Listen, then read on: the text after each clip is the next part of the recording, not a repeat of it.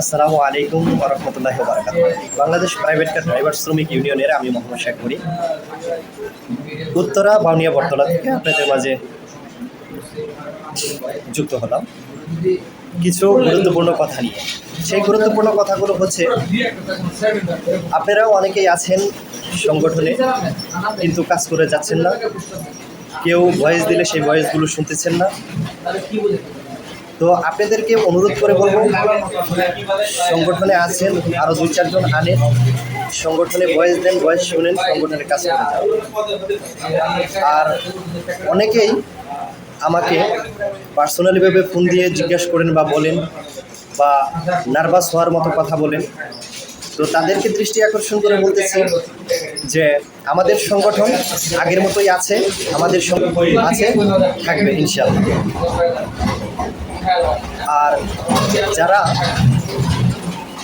দু নৌকায় পা দিয়ে চলতেছেন তাদেরকে দৃষ্টি আকর্ষণ করে বলতেছি, দু নৌকায় পা দিয়ে পথ অতিক্রম করা যায় না, আপনারা যে কোনো একটা নৌকা বেছে নেন। আমি কথাটা এর জন্যই বললাম, আরও অন্য সংগঠন যে আছে তাদের উদ্দেশ্য যেটা, আমাদের উদ্দেশ্য কিন্তু ওইটাই। সংগঠন দিয়েছি কোটিপতি হওয়ার জন্য না, সংগঠন দিয়েছি আপনি আমার ভালোবাসা, ঐক্যবদ্ধতা সৃষ্টি করার জন্য, আমাদের ড্রাইভারদের যে ন্যায্য দাবি আছে সেটা আদায় করার জন্য। আমাদের ড্রাইভারদের মাঝখানে ওই রকম বনিবনা মিল মোহাব্বত নেই। আমাদের ড্রাইভারদের মাঝখানে মিল মোহাব্বত, ঐক্যবদ্ধতা, ভালোবাসা সৃষ্টি করার জন্য সংগঠন। তো আপনারা ঘরে বসে না থাকে, যে কোনো সংগঠনই হোক, আপনার সংগঠনের সাথে যুক্ত থাকেন, সংগঠনে কাজ করে যান।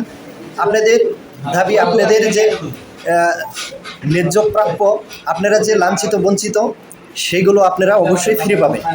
তো আমি সর্বশেষ আবারও একটি কথাই বলতে চাই যে আপনারা যারা বসে আছেন, যারা সংগঠনের সাথে যুক্ত নন, তারা সংগঠনের দিকে অগ্রসর হন, সংগঠনে আসেন, সংগঠনে ভর্তি হন, সংগঠনের গর্বিত একজন সদস্য হিসেবে আপনি পরিচয় তুলে ধরেন।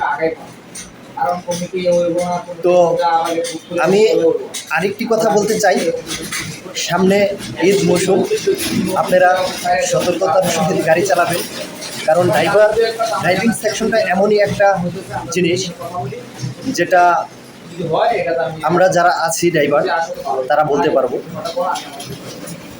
আমাদের যে সাহেবগণ আছেন তারা অনেক অজুহাত বোঝায় যে চাকরি থেকে অব্যাহত দেওয়ার জন্য। তো আমরা যারা চালক ভাই আছি সকলেই সতর্কতার সহিত গাড়ি চালাবো, ধীরে সুস্থিরে গাড়ি চালাবো।